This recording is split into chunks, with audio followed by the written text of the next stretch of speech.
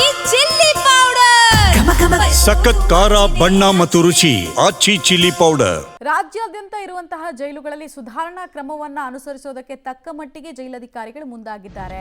ಇದು ಕೆಲವರು ಅಲ್ಲಿ ಯಾರ್ಯಾರಿದ್ರು ಅವರಿಗೆ ಇಷ್ಟ ಆಗ್ತಾ ಇಲ್ಲ, ಹೀಗಾಗಿ ತಮ್ಮದೇ ಆಟಾಟೋಪವನ್ನ ಮುಂದುವರಿಸಿದ್ದಾರೆ. ಈಗ ಆರೋಪಿ ಆರ್ ಡಿ ಪಾಟೀಲ್ ಇದೇ ಕತೆ.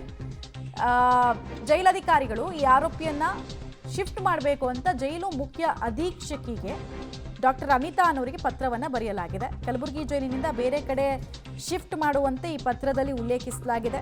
ಪ್ರತಿನಿತ್ಯ ಆರ್ ಡಿ ಪಾಟೀಲ್ ಸಿಬ್ಬಂದಿ ಜೊತೆಗೆ ಕಿರಿಕ್ ತೆಗಿತಾ ಇದ್ದಾನೆ ಅನ್ನೋ ಆರೋಪ ಇದೆ. ತಪಾಸಣೆಗೆ ಹೋದ ಸಿಬ್ಬಂದಿ ಜೊತೆಗೂ ಕೂಡ ಬೇಕಂತ ಖ್ಯಾತೆ ತೆಗೆದು ಜಗಳ ಮಾಡಿ ವಾತಾವರಣ ಹದಗೆಡಿಸೋದಕ್ಕೆ ಮುಂದಾಗಿದ್ದಾನೆ. ಈತನ ನಡವಳಿಕೆಯಿಂದ ಬೇಸತ್ತಂತಹ ಅಧಿಕಾರಿಗಳು ಈ ವ್ಯಕ್ತಿಯನ್ನ ಬೇರೆ ಕಡೆಗೆ ಶಿಫ್ಟ್ ಮಾಡಿ ಅಂತ ಪತ್ರವನ್ನು ಬರೆದಿದ್ದಾರೆ. ಒಂದು ಜೈಲಿನ ಆಡಳಿತ ನೋಡುತ್ತೆ, ಡಿಸೈಡ್ ಮಾಡುತ್ತೆ. ವಿಪರೀತ ಕಾಟ ಕೊಡ್ತಾ ಇದ್ರೆ ಅವ್ರನ್ನ ಕಮಾನ್ ಎತ್ತಿಸೋ ಕೆಲಸ ಆಗತ್ತೆ. ವಿಪರೀತ ಹಿಂಗೆ ರೂಲ್ಸ್ ವೈಲೇಟ್ ಮಾಡ್ತಿರೋದು ಪದೇ ಪದೇ ಗೊತ್ತಾಗ್ತಿದ್ರೆ ಕಮಾನ್ ಎತ್ತಿಸ್ತಾರೆ. ನೋಡಬೇಕು ಈ ಪ್ರಕರಣದಲ್ಲಿ. ಡೀಟೇಲ್ಸ್ ಕೊಡ್ತಾರೆ ಪ್ರವೀಣ್. ಈ ಆರ್ ಡಿ ಪಾಟೀಲ್ ಕಮಾನ್ ಎತ್ತಿಸಬೇಕು ಅಂತ ಪತ್ರವನ್ನ ಜೈಲಧಿಕಾರಿಗಳೇ ಬರೆದಿದ್ದಾರೆ. ಪತ್ರದಲ್ಲಿ ಯಾವೆಲ್ಲ ಅಂಶಗಳನ್ನು ಉಲ್ಲೇಖ ಮಾಡಲಾಗಿದೆ ಮತ್ತೆ ಇದನ್ನ ಕನ್ಸಿಡರ್ ಮಾಡ್ತಾರಂತ?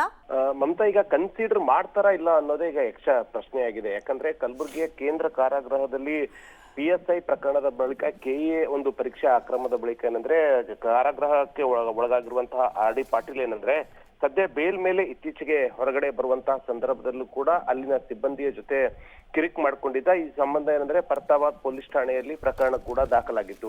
ಅದಾದ ಬಳಿಕ ಏನಂದ್ರೆ ಅಲೋಕ್ ಕುಮಾರ್ ಯಾವಾಗ ಈ ಒಂದು DG ಹುದ್ದೆಯನ್ನು ಅಲಂಕರಿಸ್ತಾರೆ, ಅದಾದ ಬಳಿಕ ಎಲ್ಲಾ ಕಾರಾಗೃಹದಲ್ಲೂ ಕೂಡ ಒಂದು ಅಕ್ರಮ ಚಟುವಟಿಕೆಗಳಿಗೆ ಬ್ರೇಕ್ ಹಾಕ್ಬೇಕು ಅಂತ ಒಂದು ಆದೇಶ ಮಾಡಿದ ಬೆನ್ನಲ್ಲೇ ಆರ್ ಡಿ ಪಾಟೀಲ್ ಇರುವಂತಹ ಒಂದು ಸೆಲ್ಗೆ ಅಧೀಕ್ಷಕಿ ಅನಿತಾ ಅವರು ಹೋದಂತಹ ಸಂದರ್ಭದಲ್ಲಿ ನನ್ನ ಸೆಲ್ಗೆ ಯಾರು ಕೂಡ ಬರಬಾರ್ದು, ಯಾರು ಬರ್ಬೇಕಾದ್ರೂ ಕೂಡ ಅನುಮತಿ ಒಂದು ಪಡೆಯಬೇಕು ಅಂತ ಅಧೀಕ್ಷಕಿಯ ಜೊತೆ ಮತ್ತು ಅವರ ಸಿಬ್ಬಂದಿಯ ಜೊತೆ ವಾಗ್ವಾದವನ್ನು ನಡೆಸಿದ್ದ. ಸೊ ಈ ಪ್ರಕರಣ ಕುರಿತು ಕೂಡ ಪರ್ತಾಬಾದ್ ಪೊಲೀಸ್ ಠಾಣೆಯಲ್ಲಿ ಪ್ರಕರಣ ದಾಖಲಾಗಿದೆ. ಅಂದ್ರೆ ಒಂದೇ ತಿಂಗಳಲ್ಲಿ ಒಟ್ಟು 2 ಬಾರಿ ಜೈಲು ಸಿಬ್ಬಂದಿಗಳ ಜೊತೆ ಆರ್ ಡಿ ಪಾಟೀಲ್ ಕಿರಿಕ್ ಮಾಡ್ಕೊಂಡಿದ್ದಾನೆ. ಹೀಗಾಗಿ ಆತನನ್ನು ಬೇರೆ ಕಡೆ ಸ್ಥಳಾಂತರ ಮಾಡಬೇಕು ಅಂತ ಈಗಾಗಲೇ ಪತ್ರ ಬರೆದು 10 ದಿನ ಕಳೆದ್ರು ಕೂಡ ಇಲ್ಲಿವರೆಗೂ ಕೂಡ ಮೇಲಧಿಕಾರಿಗಳು ಆರ್ ಡಿ ಪಾಟೀಲ್ನ ಇಲ್ಲಿಂದ ಕಲಬುರಗಿ ಕೇಂದ್ರ ಕಾರಾಗೃಹದಿಂದ ಬೇರೆ ಕಡೆ ಶಿಫ್ಟ್ ಮಾಡುವಂತಹ ಕೆಲಸಕ್ಕೆ ಮಾತ್ರ ಇನ್ನೂ ಅನುಮತಿ ಕೊಟ್ಟಿಲ್ಲ. ಹೀಗಾಗಿ ಯಾವಾಗ ಅನುಮತಿ ಕೊಡ್ತಾರೆ ಅಂತ ಕಾದ್ ನೋಡ್ಬೇಕಾಗಿದೆ. ಒಂದ್ ವೇಳೆ ಈತನಿಗೆ ಏನಾದ್ರೂ ಅನುಮತಿ ಕೊಡದೇ ಇದ್ರೆ ಇನ್ನುಳಿದಂತಹ ಸಿಬ್ಬಂದಿಗಳು ಕೂಡ ಅದೇ ಹಾದಿಯಲ್ಲಿ ಹಿಡಿಯೋದ್ರಲ್ಲಿ ಎರಡು ಮಾತಿಲ್ಲ.